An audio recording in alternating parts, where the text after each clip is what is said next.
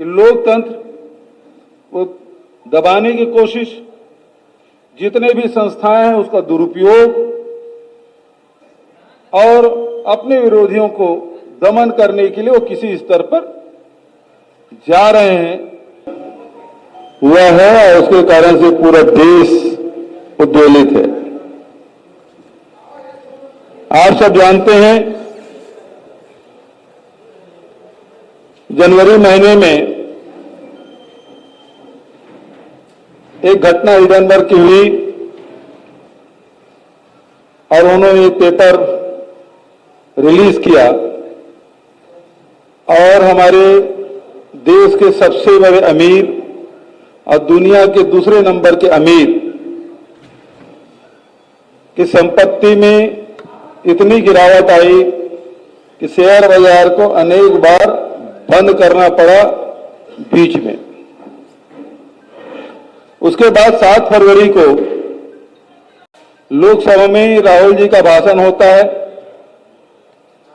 राज्यसभा में खड़गे जी का भाषण होता है।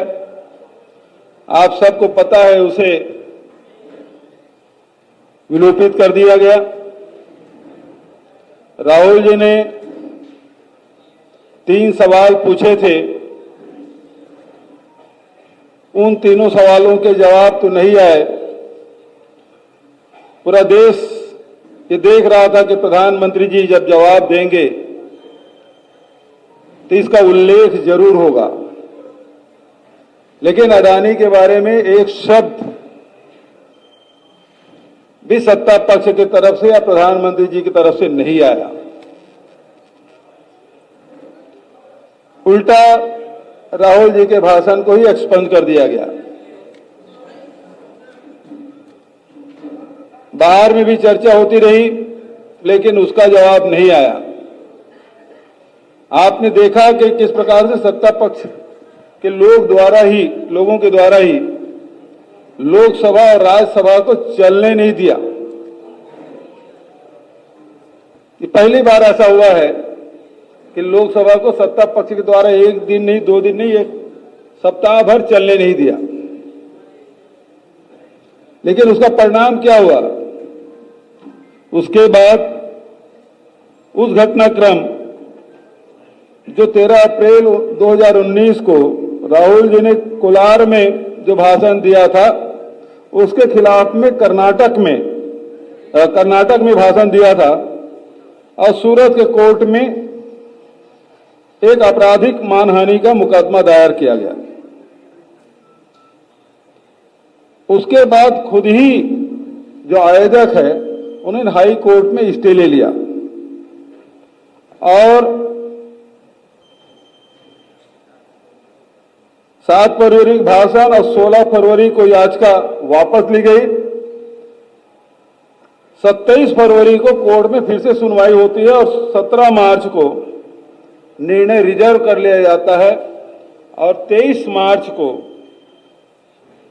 निर्णय का अदालत का जो फैसला है उसमें राहुल जी को 2 साल की सजा सुनाई जाती है, जो कि अधिकतम। और 24 मार्च को लोकसभा सचिवालय ने राहुल जी की सदस्यता समाप्त कर दी। सवाल कहां था? अडानी का। अडानी कितने बार प्रधानमंत्री के साथ विदेश गए, डिफेंस में जो चीनी नागरिक है उसके साथ मिलकर काम किया गया। तीसरी बात यह है कि सेल कंपनियों के पैसे कैसे रूट हुआ और अडानी के खाते में 20,000 करोड़ रुपए कैसे आए। इन सवालों के जवाब न भारतीय जनता पार्टी के नेता दे रहे हैं, न ही प्रधानमंत्री जी कुछ बोल रहे हैं, बल्कि कहा यह जा रहा है कि अडानी पे हमला भारत पर हमला है और इस मुद्दे को लगातार दूसरी दिशा में ले जाने की कोशिश भारतीय जनता पार्टी के द्वारा की जा रही है। आपने देखा होगा, आप सब बुद्धिजीवी हैं, कि दुनिया में जो तानाशाह है उसकी लंबी सूची है, चाहे हिटलर हो, मुसोलिनी हो, स्टालिन हो, सद्दाम हुसैन हो, गद्दाफी से लेकर किम जोंग तक, और इन लोगों के काम करने के ढंग से हम सब परिचित हैं।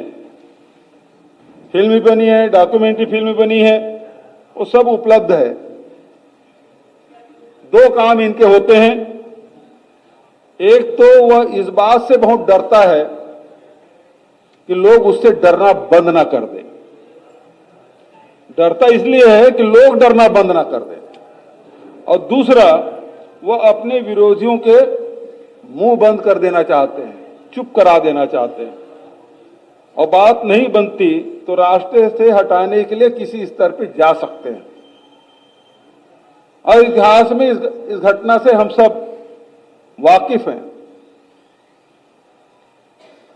आज देश में कुछ इसी प्रकार के घटनाएं हो रही है कि लोकतंत्र को दबाने की कोशिश, जितने भी संस्थाएं हैं उसका दुरुपयोग, और अपने विरोधियों को दमन करने के लिए वो किसी स्तर पर जा रहे हैं, ये हमने देखा। आपकी स्मरण दिलाना चाहूंगा कि बीएस मुंजे जो आरएसएस के बहुत बड़े नेता थे, ये मुसोलिनी से ये सीखने गए थे ये तानाशाही किस प्रकार से लागू किया जा सकता है। और आज जब हम अमृत महोत्सव, प्रजातंत्र का अमृत काल मना रहे हैं, और ऐसे में लोकतंत्र के गला घोटने की कार्रवाई और विरोधियों द्वारा उठाए गए सवालों का जवाब न देते हुए उसे डिस्क्वालीफाई करना, उसे दबाना, उसे डराना, धमकाना, वो सब जो चल रहा है ये देश के लिए दुर्भाग्यजनक है। लेकिन मैं जानता हूं कि यह देश, हमारा देश प्रजातांत्रिक देश है, और इसमें इस आजादी के लिए, लोकतंत्र के लिए हमारे पूर्वजों ने बड़ी कुर्बानियां दी है, लंबी लड़ाइयां लड़ी है, और लोकतंत्र पे आंच आए तो हम सब उठ खड़े होते हैं। पूरे देश में हर जगह इसका विरोध हो रहा है। विपक्षी दल के लोग भी इस घटनाक्रम का विरोध कर रहे हैं। मेरा तो सीधा कहना है, तो इधर उधर की बात न कर, बता ये कारवा क्यों लूटा। अडानी जी के बारे में सवाल पूछा जाता है तो भारतीय जनता पार्टी को तकलीफ क्यों होती है। राहुल जी ने जो प्रेस कॉन्फ्रेंस किए, ये आईसीसी में मैं भी वहां उपस्थित था। गहलोत जी, वेणु जी, जयराम रमेश जी भी साथ में थे, प्रियंका जी भी थी, लेकिन किसी सवाल का जवाब भारतीय जनता पार्टी के द्वारा नहीं दिया जा रहा है। और इसी प्रश्नों को लेकर हम आपके बीच में लखनऊ आए हैं, और इन सवालों का जवाब